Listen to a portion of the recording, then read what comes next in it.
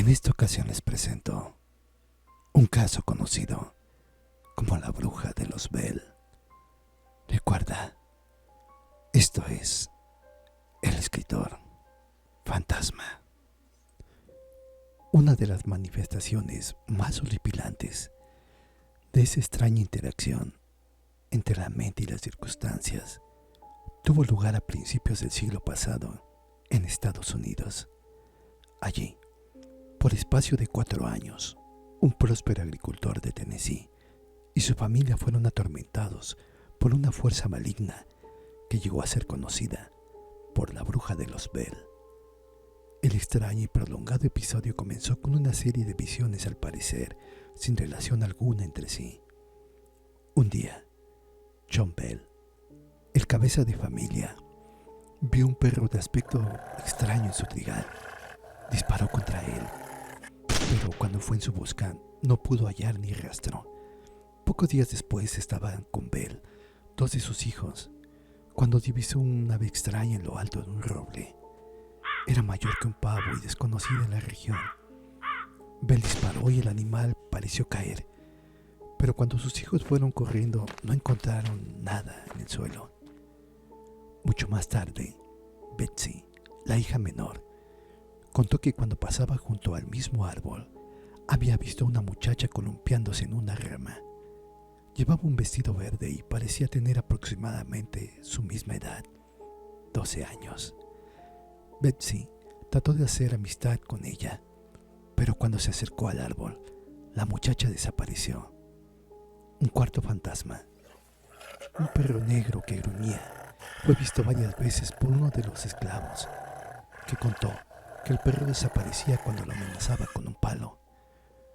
Toda una serie de acontecimientos fue seguida por un verdadero calvario de ruidos cada vez más amenazadores, estruendo de ventanas, golpes en la puerta e incesante arañar en el suelo.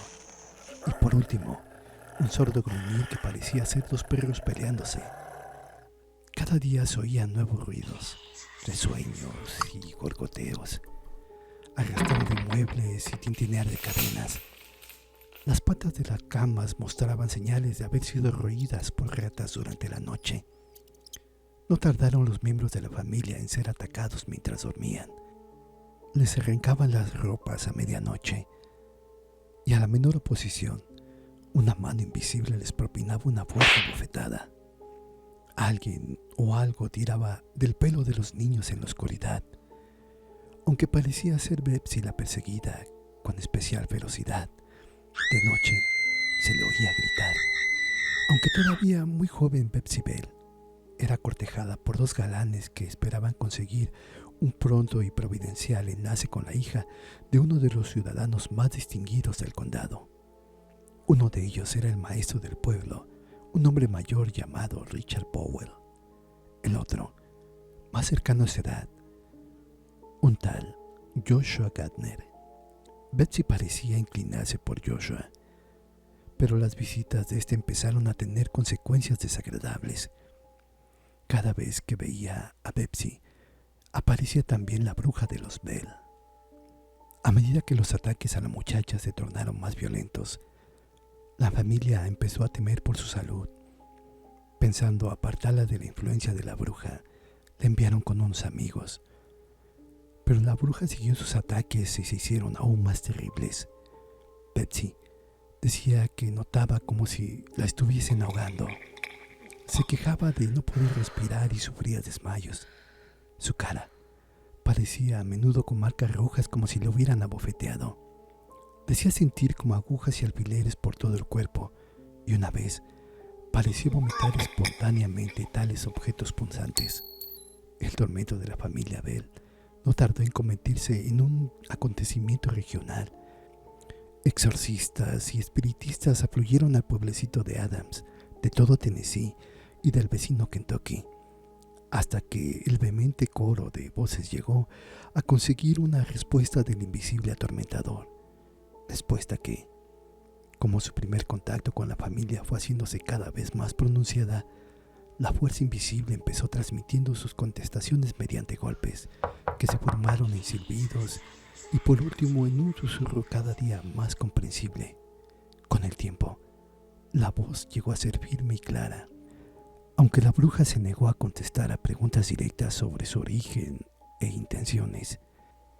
Soy un espíritu de todas partes, cielo, infierno y tierra, declaró penosamente. Estoy en el aire, en las casas y en todo tiempo y lugar, y he sido creado hace millones de años. Eso es cuanto puedo decirles. Tampoco la extraña conducta de la bruja ayudó a conocer sus propósitos. Al principio, acostumbraba a repetir con impresionante exactitud los últimos sermones de los predicadores locales, pero más tarde adoptó un vocabulario obsceno que horrorizó a aquellos píos lectores de la Biblia. Y aunque inicialmente no parecía haber discriminaciones con el trato a los miembros de la familia, pronto se observó que tenía una favorita. Su actitud hacia Lucy, la esposa de Belle, y la madre de Betsy, no podía ser más solícita y amable. Para ella era todo el respeto de la bruja, que pronto comenzó a atormentar no solo a Betsy, sino también a John Bell. Ante el asombro del grupo presente una noche en la cocina de los Bell, la bruja anunció: Estoy decidida a perseguir y atormentar a John toda su vida. De modo que la entidad maligna desvió sus malévolas intenciones de Betsy a su padre, infligiéndole males desesperantes. La lengua se le inflamó de tal modo que no podía ni comer ni hablar, y se le provocó una parálisis facial. También le empeoró un tic facial que, según advirtió, la había empezado a molestar, coincidiendo con la primera manifestación de la bruja. Escuchaba horribles maldiciones mientras caminaba por la finca. Los accesos de hinchazón se hicieron aún más frecuentes y debilitantes, obligándole a abandonar el trabajo y cualquier actividad durante días seguidos. A mediados de octubre de 1820, cuando Bell acababa de recobrarse de un calvario de varios días, fue de nuevo asaltado del modo más violento por la fuerza invisible. Cuando se dirigía a la pocilga en compañía de su hijo menor Richard, que lo contó después, de repente se les desprendió un zapato. Volvió a ponérselo y a atarlo fuertemente, y momentos después fue el otro el que se le cayó. Volvió también a calzárselo y asegurarlo. Padre e hijo prosiguieron su camino, con los zapatos del padre escapándosele inexplicablemente de los pies a cada momento, a pesar de que, como describía su hijo, le quedaban apretados y le costaba trabajo ponérselos. Cuando, tras atender a los cerdos, iniciaron la vuelta a casa, se reprodujo el fenómeno. Esta vez los zapatos voladores fueron acompañados de un terrible golpe en la cara que obligó a Bell a detenerse. Se sentó en un tronco y entonces todo su rostro comenzó a sufrir intensas convulsiones que pronto se contagiaron al resto de su cuerpo. Recordaba a Richard. Al cabo de un momento su frenesí se vio acentuado por el tono injurioso de unas canciones burlonas que surcaban el aire con fuerza aterradora. Cuando los gritos demoníacos se extinguieron entre risas de triunfo, el ataque cesó y vi cómo las lágrimas corrían por las mejillas todavía estremecidas de mi padre. John Bell estaba desesperado. «Hijo mío», exclamó, «te queda poco tiempo de aguantarme con tanta paciencia. No podré seguir soportando la persecución de esta cosa terrible. Me está matando lentamente con sus torturas y siento que se acerca el fin». Ese día, Bell se acostó para no volver a levantarse. Pasaban las semanas y las fuerzas le abandonaban cada vez más, hasta que una mañana de diciembre su familia le encontró casi en estado de coma, con el cuerpo terriblemente deformado.